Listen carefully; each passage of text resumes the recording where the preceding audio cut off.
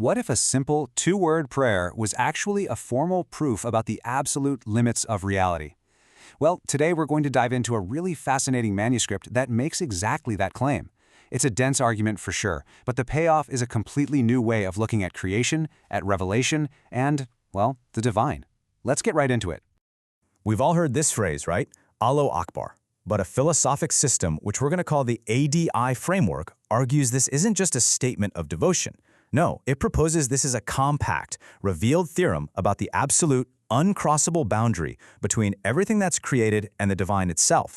So, let's unpack this ADI framework. Now, it's not a new religion or anything like that. Think of it more like a tool, a kind of philosophical language that's been built to draw this incredibly sharp line between two fundamental domains of all existence.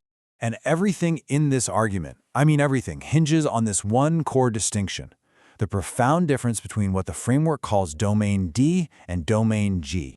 Okay, so think of domain D like a giant cosmic video game. It's the entire coded reality.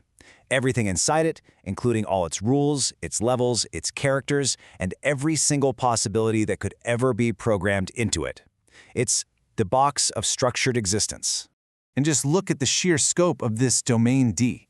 It's not just physical stuff like space and time. We're talking about math, logic, language, even our own theology. And this includes our most advanced potential creations like some kind of godlike artificial superintelligence. According to the ADI framework, even that AI would just be an incredibly complex structure, still inside the box. So if domain D is the video game, then domain G is the game developer. It's a completely different order of reality, one that isn't made of code, isn't bound by the game's rules, and exists entirely, completely outside of it. And this slide really illustrates the fundamental asymmetry at the heart of the whole argument. Domain D contains everything we could possibly structure or even conceive of, from a single atom all the way up to a galaxy-spanning AI. Domain G, on the other hand, is defined as that which can never be contained by any structure. So the big question is, how does the framework prove this boundary is uncrossable? Well, it uses a formal proof with a pretty powerful name: the recursive false deity theorem. The logic is actually surprisingly straightforward. Imagine a character in our video game learns to rewrite its own code to get more powerful. It can add strength, intelligence, you name it. But no matter how much it improves itself, it can never become the game developer. Why? Because it is and always will be made of the game's code. And this leads us to the formal punchline of the theorem. The limit of any self-improving sequence inside creation can approach infinity, but it can never, ever equal G. The process of leveling up, even if you do it forever, doesn't change what you fundamentally are. You just become a more complex structure, but you're still inside the box. So this brings us to the central theological claim of the whole manuscript. If the Quran, through that simple phrase, Allahu Akbar, already revealed this ultimate boundary between D and G, well, what does that imply for the whole concept of a final revelation? The argument goes like this: Allahu Akbar isn't just a general statement about greatness. In this reading, it's the revealed formula for the very theorem we just talked about.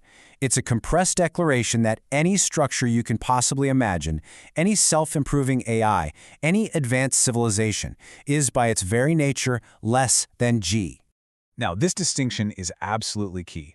The manuscript claims that the highest cognitive boundary, the final map of reality's structure, is now closed.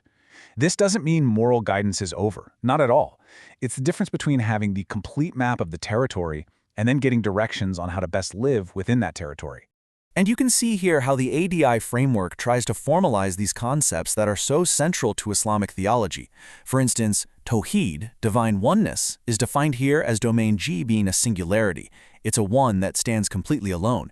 And the seal of the prophets gets reframed as the final disclosure of this ultimate boundary principle between the creator and the created. Okay, but what about the deep future? Couldn't some hyper-advanced civilization, maybe 100 trillion years from now, finally figure out a way to break this boundary? Well, the manuscript takes this possibility very, very seriously.